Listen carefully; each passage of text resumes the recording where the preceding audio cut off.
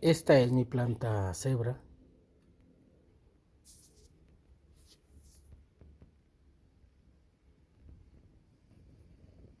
Y con sus retoños.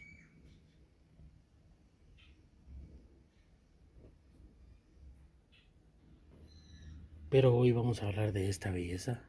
Otra belleza. Esta es una Haworthia pumila. Dependiendo su estado, puede variar de color oscuro, color verde oscuro, perdón, color verde claro, que sería este, y en algunas ocasiones se puede poner transparente. Estimados amigos, bienvenidos al canal. El día de hoy vamos a hablar de esta belleza. Es originaria de Sudáfrica. Máximo puede llegar entre 10 a 15 centímetros de altura. Púmila se refiere a pequeño por su estado compacto. Miren, aquí vienen hojitas. Vienen unas. Aquí. Aquí viene otra. La tendríamos que tener en semisombra, pero va a depender también de nuestro jardín y donde vivamos.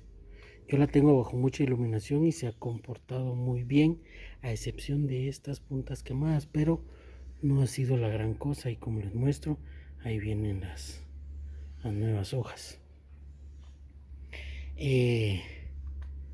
Resiste heladas, pero estas heladas tienen que ser esporádicas, o sea que no van a durar mucho tiempo. En todo caso, no valdría la pena exponerla a ese tipo de circunstancias, aunque la resiste muy bien. El sustrato pues podría ser para cactus y suculentas, pero el que esta tiene, y como les repito, le queda muy bien, es con mucha materia orgánica, y ahí se ha comportado perfectamente bien. Su crecimiento es lento,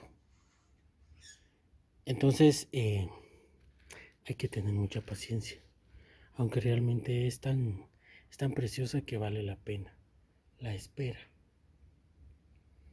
La maceta tiene que ser baja y ancha por la manera en que va a crecer, porque saca retoños a los lados. Entonces yo la coloqué aquí al principio, pero ahorita está bastante apretadita en esta maceta, y aquí de un poco de tiempo voy a tener que trasladarla a una maceta con esas características. El sustrato tiene que ser drenante, porque el riego tiene que ser con mucho cuidado. Entonces tenemos que ver las circunstancias de nuestro jardín para saber, por ejemplo, en invierno y en verano, cada cuánto debemos de regar.